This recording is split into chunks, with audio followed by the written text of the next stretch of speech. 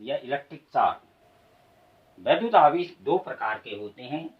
Number 1 धन आवेश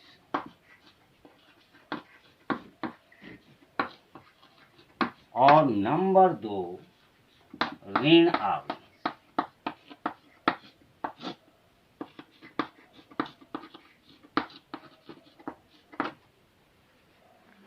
तो दो प्रकार के आवेश, धन आवेश और ऋण आवेश।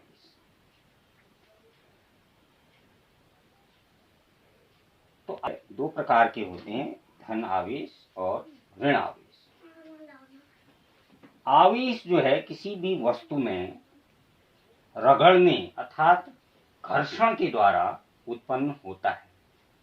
और कुछ हल्की वस्तुएं होती हैं जिनमें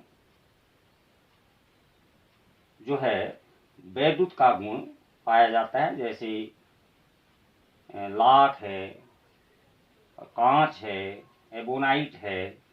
इनको जब हम रगड़ते हैं और हल्की वस्तु के पास ले जाते हैं तो इन पर आवेश उत्पन्न हो जाता है। तो किसी पदार्थ के वैद्युतमय होने को हम कहते हैं कि वस्तु आवेशित है। किसी पदार्थ के वैद्युतमय होने को हम कहते हैं कि आवेशित वस्तु आवेशित है। अब धन आवेश और ऋण आवेश। धन आवेश और ऋण आवेश अब कैसे उत्पन्न होते हैं? जैसे हमारे पास एक ये कांच की छड़ है, कांच की छड़, और हम कांच की छड़ को हमने किससे रगड़ा? रेशम से। किससे रगड़ा? रेशम। कांच की छड़ को हमने रेशम से रगड़ा। ये हमने रगड़ा।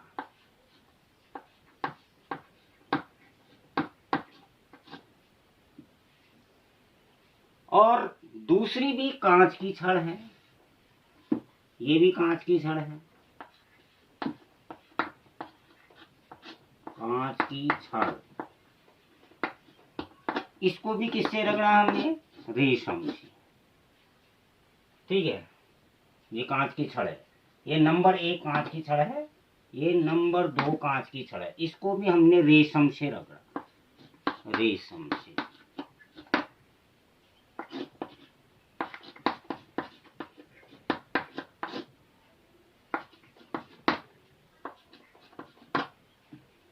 तो कांच की छड़ को हमने, पहली कांच की छड़ को रेशम से रगड़ा और दूसरी कांच की छड़ को भी किससे रगड़ा? रेशम से रगड़ा।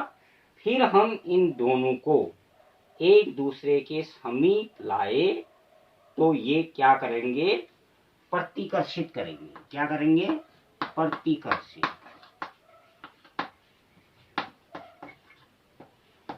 प्रतिकर्षित करेंगे, क्योंकि इन पर एक ही प्रकार का आवेश उत्पन्न होगा। कांच की छड़ को रेशम से रगड़ा और दूसरी कांच की छड़ को भी रेशम से रगड़ा।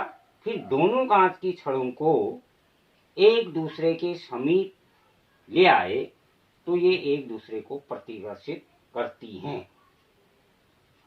अब हमारे पास एक कांच की छड़ है, उसको हमने रेशम से रगड़ा। उसको किससे रगड़ा? रेशम से।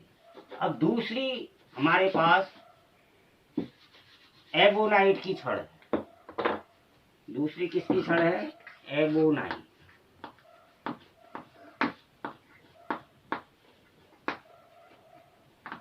दूसरी एबोनाइट की छड़।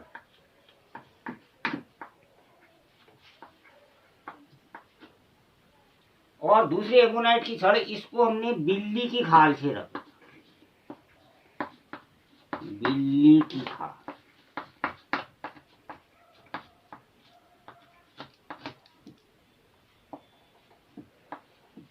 तो दूसरी एबोनाइट की छड़ है, इसको हमने बिल्ली की खाल से रखा और पहली कांच की छड़ है, इसको रेशम से रगड़ा।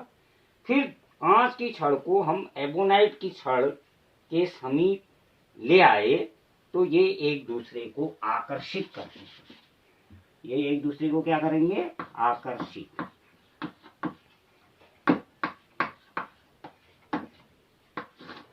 ये एक दूसरे को आकर्षित करते हैं। कांच की छड़ रेशम से रगड़ा, एबोनाइट की छड़ बिल्ली की खाल से रगड़ा, फिर दोनों छड़ों को एक दूसरे के समीप ले आए तो ये आकर्षित करते हैं, क्योंकि दोनों पर विपरीत प्रकार का आवेश उत्पन्न हो। कांच की छड़ को जब रेशम से रगड़ते हैं तो धनावेश उत्पन्न होता है, और एबोनाइट की छड़ को बिल्ली की खाल से रगड़ते हैं तो ऋण आवेश उत्पन्न होता है। तो सजातीय आवेश एक दूसरे को प्रतिकर्षित करते हैं। सजातीय आवेश क्या करते हैं? एक दूसरे को प्रतिकर्षित। सजातीय आवेश धन और धन, ये क्या करेंगे? एक दूसरे को प्रतिकर्षित। प्रतिकर्षित।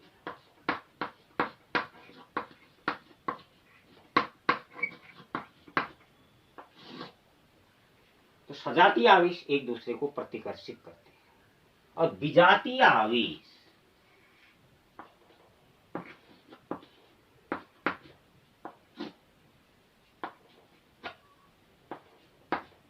विजातीय आवेश एक दूसरे को आकर्षित करते हैं। विजातीय आवेश क्या करते हैं? एक दूसरे को आकर्षित करते हैं। सजातीय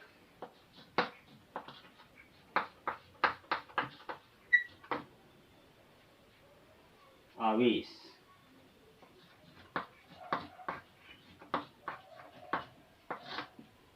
और विजातीय आवेश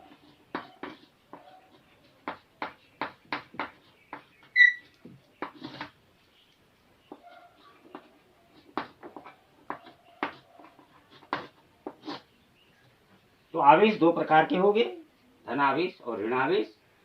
अगर एक ही टाइप के चार्ज होंगे तो वो एक दूसरे को प्रतिकर्षित करेंगे, और अपोजिट चार्ज होंगे तो एक दूसरे को आकर्षित करेंगे।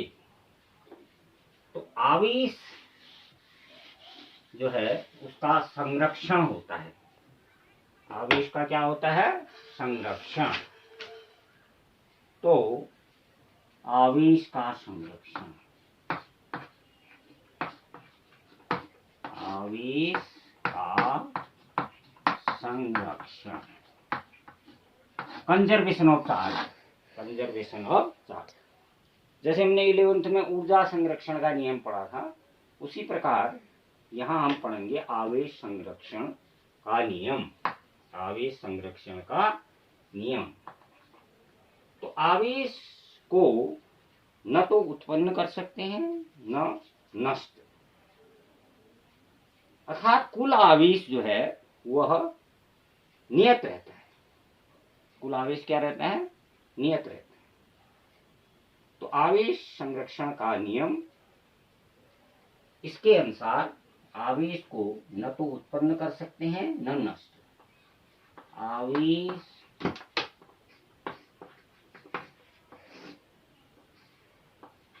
को न उत्पन्न कर सकते हैं न नष्ट। आवेश को न तो उत्पन्न कर सकते हैं न नष्ट, अर्थात कुल आवेश नियत है। इसको हम एक उदाहरण से समझेंगे। जैसे हमारे पास एक इलेक्ट्रॉन है और एक पॉजिट्रॉन है, जब वो मिलते हैं तो एक दूसरे को नष्ट कर देते हैं और उससे दो गामा फोटोन की उत्पत्ति होती है।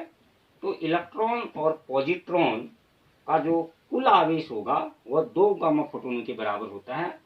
तो इलेक्ट्रॉन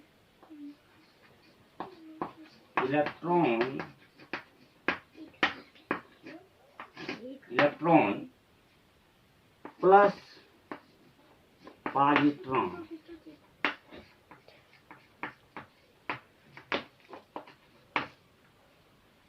इलेक्ट्रॉन और पॉजिट्रॉन मिलकर क्या बना दिया? Gamma photon. Gamma photon.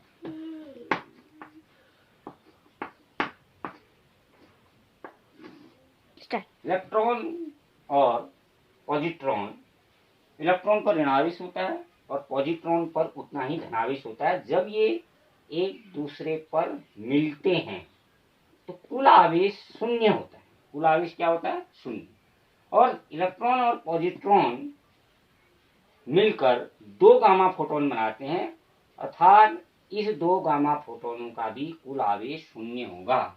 इस प्रकार आवेश को न तो उत्पन्न कर सकते हैं न नष्ट। इलेक्ट्रॉन पॉजिट्रॉन मिलने पर इनका योग से पहले युग्म उत्पादन और युग्म विनाश की जो घटना है उस पर आधारित है इलेक्ट्रॉन और पॉजिट्रॉन मिलकर। तो युग्म उत्पादन की क्रिया में इलेक्ट्रॉन और पॉजिट्रॉन मिलकर दो गामा फोटोन बनाते हैं और इनका कुल आवेश शून्य होता है। तो आवेश को न तो उत्पन्न कर सकते हैं न नष्ट।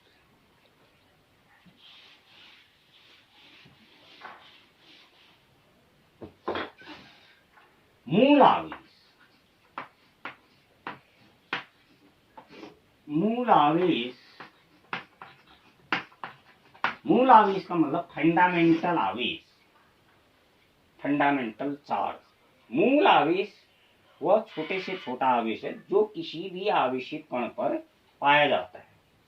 यानी अगर आवेश होगा तो वह मूल आवेश उसमें जरूर होगा। और इसको ई से प्रदर्शित करते हैं। ई किससे प्रदर्शित करते हैं? ई से। मूल आवेश वह छोटे से छोटा आवेश है जो किसी भी आवेशित कण पर पाया जाता है और यह ई के ही पूर्ण गुणज में होता है। तो यदि किसी पदार्थ का आवेश जो है ई है और इलेक्ट्रॉनों की संख्या n है तो उस पदार्थ में आवेश की जो मात्रा होगी Q बराबर n इंटू ई। Q बराबर क्या होगा? प्लस माइनस n इंटू ई। जहां n जो है इलेक्ट्रॉनों की संख्या है, ई जो है इलेक्ट्रॉन का आवेश है और ई का मान होता है वह 1.6 इंटू 10 की पावर माइनस 19 कूलम। ई बराबर 1.6 इंटू 10 की पावर माइनस 19 कूलम। क्यू जो है आवेशित वस्तु में आवेश की मात्रा, एन जो है इलेक्ट्रॉन की संख्या, उस आवेशित वस्तु में जितने इलेक्ट्रॉन हैं उनकी संख्या, ई जो है इलेक्ट्रॉन का आवेश। तो मूल आवेश वह छोटा से छोटा आवेश है जो किसी भी आवेशित कण पर पाया जाता है। इसका मान होता है 1.6 इंटू 10 की पावर माइनस 9। अर्थात ए का आवेश 1.6 इंटू 10 की पावर 19 है तो दूसरे का 3.2 इंटू 10 की पावर 19 होगा, 2e होगा, तीसरे का 3 होगा, चौथे का 4e होगा और जो ये मूल आवेश है e/2, 3e upon 4, 4e upon 5 does not, यानी आवेश जो है भिन्नात्मक नहीं होगा। आवेश क्या होगा? भिन्नात्मक नहीं होगा। आवेश भिन्नात्मक नहीं होता है। आवेश भिन्नात्मक नहीं होता। तो आवेश जो है ई के ही पूर्ण गुणज में होगा, यानी आवेश भिन्नात्मक नहीं होता है। आवेश का जो मात्रक होता है कूलम होता है और आवेश और धारा में संबंध जो होता है Q बराबर I इंटू टी। Q बराबर I इंटू टी, यानी इसको हम एम्पियर सेकेंड, एम्पियर सेकेंड बराबर कूलम, एम्पियर सेकेंड बराबर कूलम। अब एक कूलम आवेश क्या हुआ, इसको हम पढ़ेंगे। एक कूलम,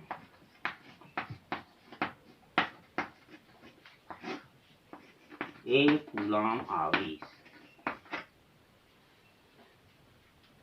यदि किसी पदार्थ में 1 सेकेंड में 1 एम्पियर की धारा बह रही है तो हम कहेंगे कि उस पदार्थ में आवेश की मात्रा 1 कूलम है। यदि t बराबर 1 सेकेंड और I बराबर 1 एम्पियर, I क्या है, 1 एम्पियर है, तो यदि t बराबर 1 सेकेंड, I बराबर 1 एम्पियर, तो Q बराबर 1 कूलम। Q क्या होगा, 1। किसी पदार्थ में अगर 1 सेकेंड में 1 एम्पियर धारा बह रही है तो उस पदार्थ में आवेश की मात्रा 1 कूलम होगी। अब आवेश जो है उसकी जो बीमा होगी वह बीमा Q बराबर IT, बीमा जो होगी AT, बीमा क्या होगी, AT, क्योंकि Q बराबर I इंटू T, I जो है विद्युत धारा है, इसका मात्रक एम्पियर होता है और इसकी बीमा A, समय T, उसको लिखते हैं T से। तो आज का काम यहीं तक होगा। कल इससे आगे हम कूलम का नियम पढ़ाएंगे, वैद्युत आवेश से संबंधित यानी वैद्युत बल से संबंधित जो है कूलम का नियम, कल वो टॉपिक हुआ। आज आप लोग इसको जो है जिसने नहीं किया है तो दोबारा कर लेना और उसके बाद इसको ग्रुप में जो है इस कार्य को करके सेंड कीजिएगा। धन्यवाद।